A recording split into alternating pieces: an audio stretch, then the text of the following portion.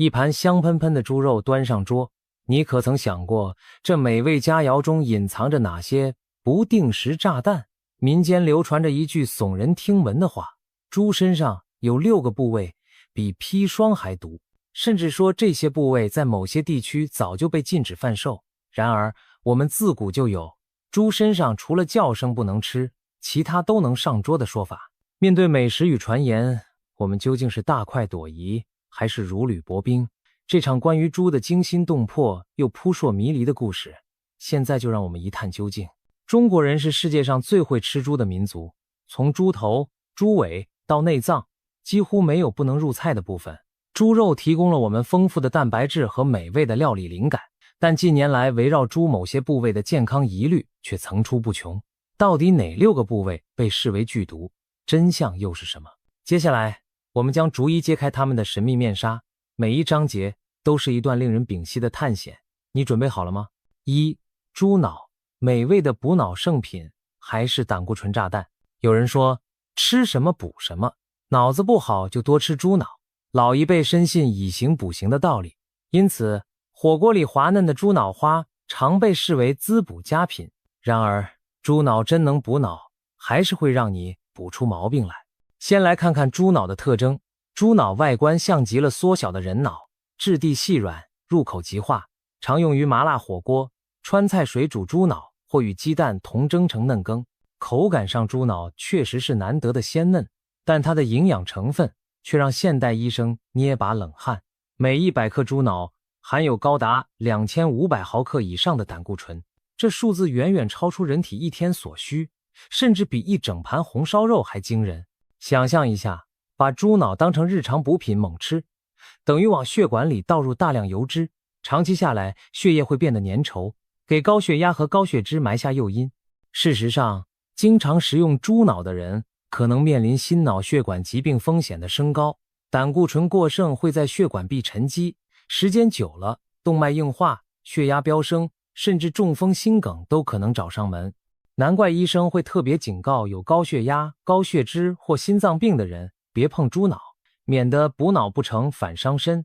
除了胆固醇，猪脑还富含嘌呤，痛风患者对此更是避之唯恐不及。同时还有传言说，猪脑中积累了猪体内的有毒物质和重金属。猪生活的环境中若有汞铅等重金属，确实可能通过血液进入脑部并蓄积，但这方面的风险相对胆固醇而言算是次要威胁。毕竟只要猪是经检验合格饲养的，重金属超标导致急性中毒的情况并不常见，倒是慢性病的隐忧更值得注意。那么猪脑是不是就完全不能吃了呢？情节在这里出现一个小小反转。随着营养学研究进展，我们发现食物中的胆固醇对血液胆固醇的影响没那么绝对。偶尔少量吃点猪脑解解馋，其实未必会立刻把人送进医院。特别是如今很多营养指南甚至取消了对膳食胆固醇的严格限制，但强调的是偶尔少量。如果你实在喜欢那种入口即化的美味，每月吃上1-2次，每次也控制在几十克，过瘾就好。适量品尝，既满足了口腹之欲，也不至于对健康造成太大冲击。想用猪脑补脑，恐怕难如所愿。人类的大脑是否灵光，可不是靠吃几块猪脑就能提升的。真正保护大脑的是均衡营养和良好生活习惯，而不是迷信某一种食材。猪脑在餐桌上从圣品变为风险食品，提醒我们传统观念有时也需要用科学重新审视。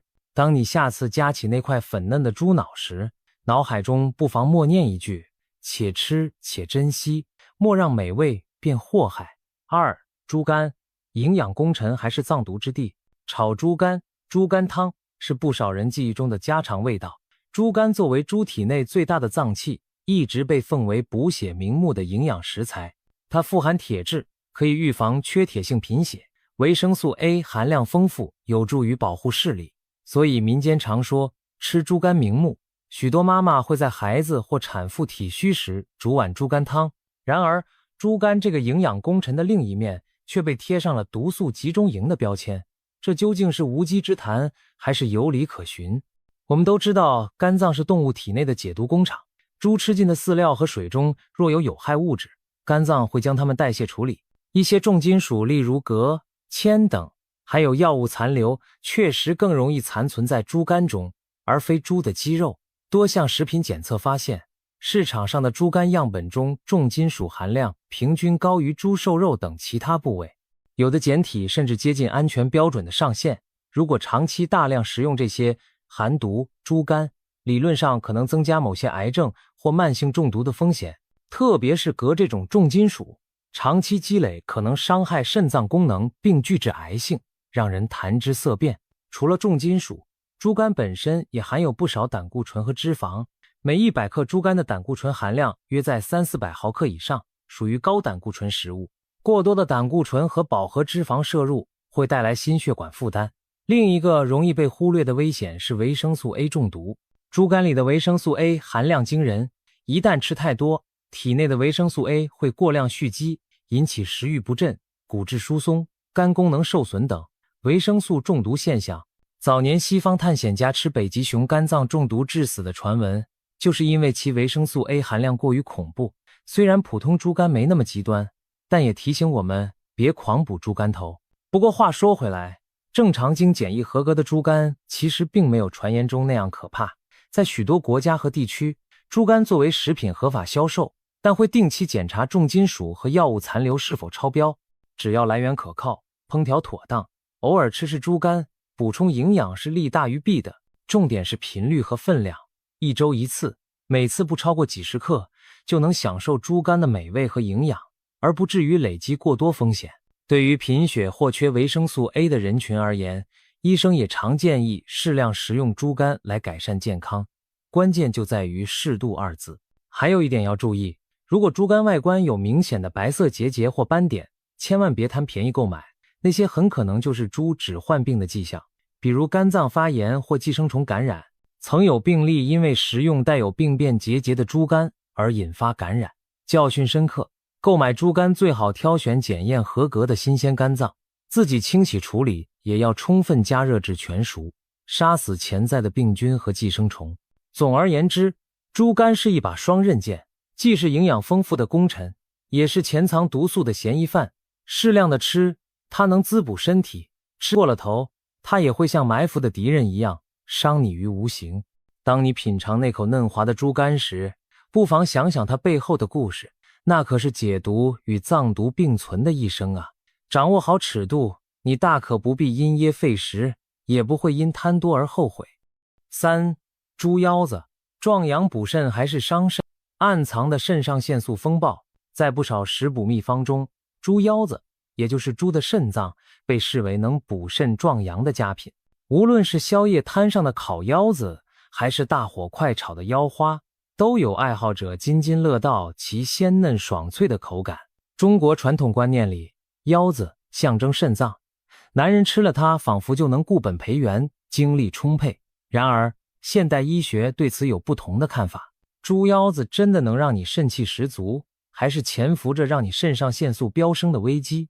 猪肾的主要职能是过滤血液，排出代谢废物，因此它也是潜在的毒素储存器官之一。特别是重金属如镉，往往偏爱沉积在肾脏中。研究发现，在某些环境中养殖的猪只，其肾脏镉含量可能比鸡肉高出数倍。如果人长期食用这样的猪腰子，镉在体内累积可能导致肾功能受损，甚至影响男性生殖健康。因为镉中毒会干扰男性荷尔蒙，并降低精子品质。换句话说，过量迷信猪腰补肾，反而可能伤肾又伤身，事与愿违。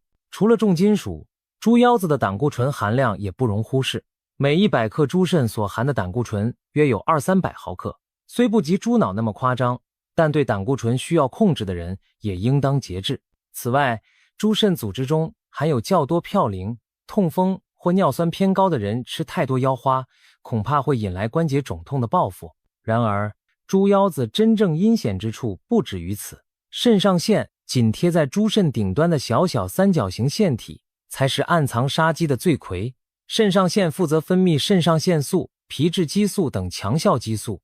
如果在屠宰处理时不将猪的肾上腺摘除干净，消费者误食后，腺体中的激素依然可能残留。尤其是肾上腺素稳定且耐热，烹煮并不能将其破坏殆尽。一旦吃下去，可能引发一场突如其来的肾上腺素风暴，心跳加速，血压飙升，头晕冒汗，甚至恶心呕吐，四肢发麻。对原本有高血压或心脏病的人来说，这种激素冲击更是极度危险，可能诱发中风或心肌梗塞。听起来是不是比吃错河豚鱼还可怕？其实早在多年前，医生们就注意到必须防止动物肾上腺混入食物。某些国家规定，猪肾上的腺体必须在检疫时摘除，严禁进入食物链。在中国大陆，这也属于明文规定的不可食用部位。想想看，一小块猪肾上腺所含的激素就足以让成年人出现中毒症状，难怪它会被视作比砒霜还毒的禁品之一。砒霜这种剧毒化学物质摄入几十毫克就足以致命，而肾上腺激素带来的是另一种形式的迅雷不及掩耳的伤害，不是让你瞬间毙命，但能搅乱你的全身机能，让你一脚踩进鬼门关。那是不是从此应该与美味的腰子说再见？也不尽然。正规来源的猪腰子通常在屠宰加工时就已经去除了肾上腺，剩下的肾脏部分经过检疫合格才上市。因此，消费者只要购买信誉良好的肉品，其实大可不必过度恐慌。当然，谨慎起见，烹调猪腰前可以仔细检查并剔除顶端任何可疑的淡黄色腺体组织，以测安全。只要处理得当，适量享用猪腰子依然可以是滋补佳肴，而不会变成伤人的毒药。总的来说，猪腰子在传统滋补与现代医学之间形成了戏剧性的反差。一方面，它象征着强身健体的美好愿望；另一方面，一不留神又可能成为扰乱身体平衡的导火线。神秘的肾上腺素让这道菜多了一分风险的刺激，也提醒我们对待食补要怀着敬畏之心。与其盲目吃腰补腰，不如均衡饮食，适量运动，才能真正达到强身健肾的目的。4. 猪肺，润肺佳品，还是藏污纳垢的灰尘收集器。一道雪梨炖猪肺汤，据说能滋阴润肺，止咳化痰。在广东等地，猪肺被用来熬汤已有悠久历史，好比天然的咳嗽良药。然而，也有人对这做法嗤之以鼻，认为猪肺就是个充满灰尘和病菌的过滤器，哪能拿来吃？猪爱拱土，肺里吸进一堆脏东西，吃了岂不是把垃圾往肚子里送？那么，猪肺到底是养生汤品还是毒汤的原料？先别急着下结论，我们从猪肺的结构和用途说起。猪肺布满无数的肺泡，看似海绵，实则是气体交换的场所。理论上，空气中的尘和细菌确实可能附着在肺泡上。如果猪长期生活在尘土飞扬的环境，例如非常脏乱的猪舍，那它的肺部的确会积存一些肮脏东西。极端情况下，猪也可能罹患类似人类尘肺病的状况。长期吸入粉尘会导致肺脏纤维化，但现代养猪业早已今非昔比，大多数养殖场为了猪能健康长肉，都尽量保持环境清洁。猪虽然喜欢拱土，但它并不会真的把泥土灰尘当空气猛吸进肺里。换句话说，正常养殖的猪肺并没你想的那么肮脏。不过，猪肺的隐患主要不在灰尘，病原体才是更现实的风险。猪是哺乳动物，容易感染各种病毒、细菌，有些可能在肺部潜伏，比如猪结核或其他呼吸道感染会让肺脏布满病灶。如果不幸买到了病猪的肺，就算煮汤，高温也未必能完全杀死里头顽强的细菌孢子。曾有无良商贩将病死猪的肺加工后偷偷卖出，导致消费者食物中毒的案例令人闻之色变。这也提醒我们，购买猪肺一定要选择可靠渠道来源，确保经过检验检疫。还有一点需要注意，屠宰过程中猪肺极易被污染。猪在放血时会经由气管灌水清洗肺部，如果操作不当，气管或环境中的细菌都可能跑进肺液。许多菜市场卖的猪肺外观看起来干净，其实里面残留不少凝固的血液和杂质。如果家庭要烹煮猪肺，必须花大量时间反复冲洗、挤压，直到把肺泡里的血水完全去除才较为卫生。这种繁琐的处理程序稍有疏忽就可能留下隐患。那猪肺真的有人说的那么恐怖，吃不得吗？其实在世界某些地区，法律干脆帮你做了决定，禁止猪肺上餐桌。比如在美国，出于对动物肺可能携带有害残留的担忧，早在20世纪就明令禁止销售猪肺供人食用。所以如果你在美剧里看不到猪肺这道菜，可不是老外不识货，而是压根买不到。然而在华人地区，猪肺仍然是合法且常见的食材，人们相信只要烹调得当就能化解风险。事实上，猪肺汤的润肺效果究竟有多少科学根据，还有待商榷。从营养上看，猪肺主要成分是蛋白质，也含一些铁和维生素，但是要指望它治疗咳嗽，大概更多是心理安慰和热汤的作用，而不是猪肺本身有奇效。不过身体虚弱的人喝碗热乎乎的猪肺汤，感受到浓浓爱心与传统智慧的滋养，这种仪式感本身或许就有助于康复呢。总的来说，猪肺并非传言中的灰尘袋子，但也绝不是完美无缺的安全食材。喜爱猪肺的饕客们只需确保来源可靠，清洗烹煮彻底，就大可放心享用其独特口感。不喜欢的人则无需勉强，毕竟可替代的美味有很多。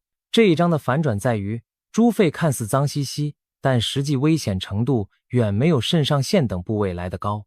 给他一个机会，它或许也是餐桌上温暖人心的一道佳肴。5. 猪大肠，臭气扑鼻的美味与寄生虫的温床。提到猪的大肠，许多人脑海里浮现的也许是一碗热腾腾的大肠面线，或是一盘香辣过瘾的爆炒肥肠。作为中国特色美食，猪大肠以其独特的口感征服了无数老饕，弹韧有劲又滑嫩入味。然而，它那难以掩盖的腥膻臭味也让不少人退避三舍。更不用说，一想到猪大肠曾经是粪便通道，心理障碍更是蹭蹭往上冒。民间戏称猪大肠是一路走来全是屎，是否言过其实？这里头又藏着哪些健康隐患？不得不承认，猪大肠若清洗不干净，卫生隐忧相当惊人。猪吃下去的食物残渣和细菌，最后都汇聚在大肠等待排出。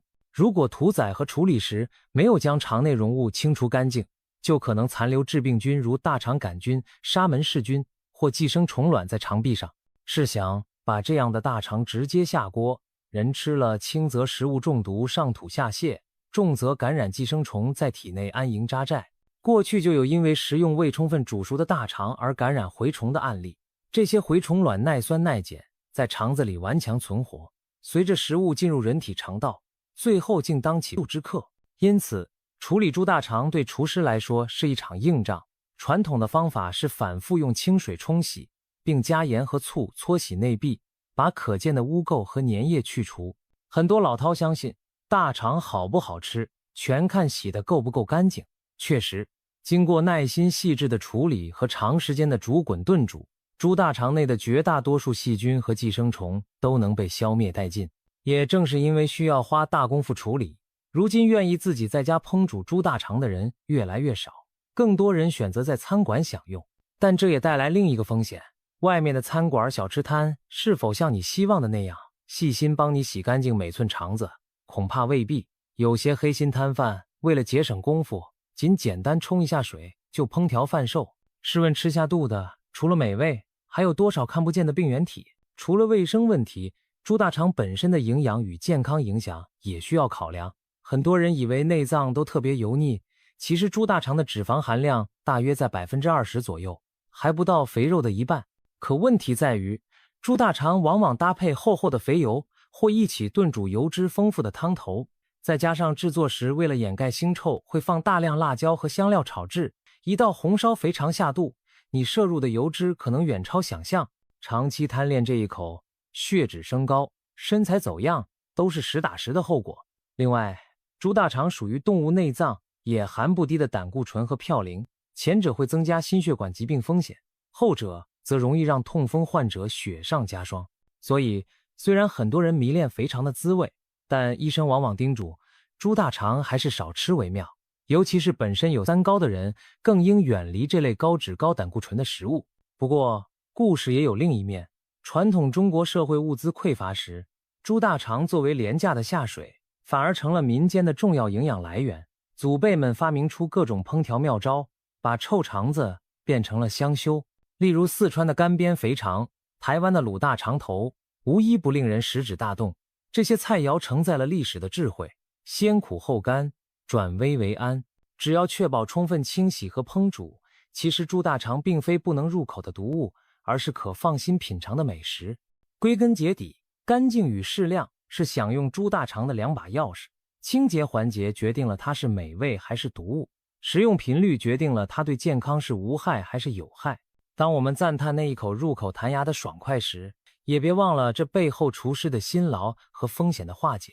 如果缺乏万全的把握，不妨偶尔解馋即可，既过足嘴瘾，又不至于把肠胃和血管拖下水。爱它没错，但千万别贪多哦。6. 猪脖子淋巴肉，真正的毒王，禁售的隐形杀手。终于来到传说中比砒霜还毒的终极篇章。你或许好奇，猪身上还有什么能比前面那些更可怕？答案就是猪脖子上的淋巴结和甲状腺，这也是唯一被官方明令禁止上市贩售的猪肉部位。它看起来其貌不扬，却因为暗藏的危机而被冠以最毒器官的称号。我们的故事在此迎来高潮，这是真毒还是假传奇？猪脖子肉在市场上俗称槽头肉，乍看是一大条肥肉，其实那白中带黄夹杂在肉里的腺体组织就是猪的淋巴结和甲状腺所在。淋巴结是动物免疫系统的重要部分，专门用来过滤体内的病菌和毒素。当猪身体有感染时，淋巴结会肿大，里面充满被消灭的细菌、病毒、残骸，甚至脓液。一些养猪场会把抗生素等药物注射在猪颈部，这些药物残留也可能部分滞留在附近的淋巴组织中。因此，猪脖子的淋巴肉成了毒素和病原的垃圾站，聚集了各种不适合被人吃下肚的东西。更阴险的是猪的甲状腺，俗称栗子肉，紧邻气管喉头。甲状腺内富含甲状腺激素，这可是调节动物新陈代谢的强力物质，它的稳定性极高，普通烹饪温度根本无法将其破坏。如果人一次吃下几克猪甲状腺组织，那等同于给自己体内注入一剂超强的激素。很快的，你可能出现甲状腺中毒症，心跳加速，头痛失眠，烦躁出汗，严重时还会痉挛、昏迷甚至休克。医学上称这种状况为甲状腺毒症。过去确实曾有多人因误食猪甲状腺而中招，可以说几克甲状腺顶得过几两砒霜，这并非完全夸张的比喻。由于猪淋巴肉和甲状腺的危害早已被确认，各国普遍规定这些组织不可供人食用。在中国大陆，淋巴结和甲状腺属于禁止销售的高风险肉品，正规屠宰场会在分割时将这些部分当作废弃物销毁，绝不允许进入市场。但现实中仍有不法商贩为了牟利铤而走险，他们把廉价收购的淋巴肉偷偷混进绞肉，制成肉丸、香肠等，或掺入肥肉卖给不知情的顾客。还有人把这些毒肉炼油，制成劣质猪油流向餐馆小吃摊。消费者一旦贪图便宜买到来路不明的猪肉，很可能稀里糊涂的就把淋巴结吃进肚里。长期少量摄入淋巴肉，虽未至于立即中毒倒地，但其中累积的致病风险难以估计。毕竟各种病毒、细菌在高温下未必100%死亡，残余的抗生素和重金属更是直接进入人体。一旦免疫力下降，这些潜伏的毒素便可能伺机而动，诱发疾病甚至癌变。曾有媒体曝光，某些黑心肉贩卖的猪肉颜色灰暗，质地松软，切面可见圆形淋巴结，这就是猪淋巴肉的特征之一。普通消费者往往缺乏辨别经验，很容易被鱼目混珠。因此专家建议，到正规市场或超市选购猪肉，避开过于便宜离谱的来源。同时购买大块肉时，可留意是否有可疑的腺体组织夹杂，一旦发现应立即丢弃那部分。可以说，猪脖子淋巴肉和甲状腺是猪身上实至名归的剧毒地带。前面介绍的几个部位多半是吃多了影响慢性健康，唯独这脖子上的东西是吃一次就可能中招的狠角色。也难怪民间会夸张地说它比砒霜还毒。砒霜是直接毒药，而淋巴肉和甲状腺则是藏在美味里的慢刀子，防不胜防。好在大多数正规肉品将它们剔除干净，守护了我们餐桌的安全。对待这样的部位，只能说一句敬而远之。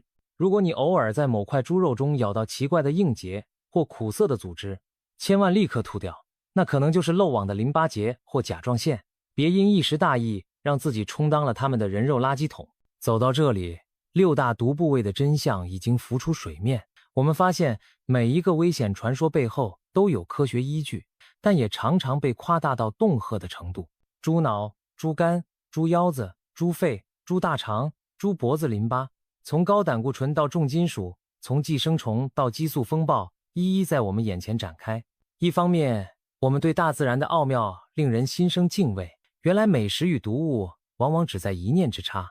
另一方面，我们也庆幸有了现代科学和法规的保驾护航，让我们能避开那些真正致命的风险。或许你会问，那以后我还能安心吃猪吗？答案是可以的，但要聪明的吃。首先，违法的淋巴肉、甲状腺和肾上腺，我们自然敬而远之，正规渠道基本也不会让你买到。其次，像猪脑、猪肝、猪大肠这类，即便美味可口，也千万记住，点到为止，适量享用，既满足味蕾，又不至于让毒素积蓄。再次选购猪肉时，货比三家，不要被超低价格诱惑，品质安全更重要。正所谓便宜莫贪，贪小便宜吃大亏。回望中国的饮食文化，我们的祖先在困难岁月里发明了吃遍全猪的方法，这本是智慧与勤俭的体现。只是今天物质富足了，我们有条件挑剔食物的健康和安全，因此对某些高风险部位大可不必逞英雄，全盘接受，尊重科学，适当取舍，才能既享受美食又保持健康。最后用一点轻松的口吻作结，如果有人再对你说某某猪肉部位比砒霜还毒，你大可以淡定一笑，回他一句，砒霜我是不敢吃，至于这猪肉嘛，挑对部分，掌握火候，偶尔来点没啥大不了。毕竟美食当前，我们要做的不是闻风丧胆，而是明辨是非后从容地下注，让谣言止于智者，让美味服从健康。我们的餐桌上既要有故事，也要有安心。